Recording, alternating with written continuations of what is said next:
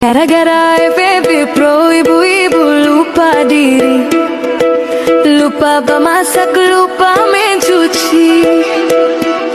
Siang malam pegang HP, suami tidak diurus lagi.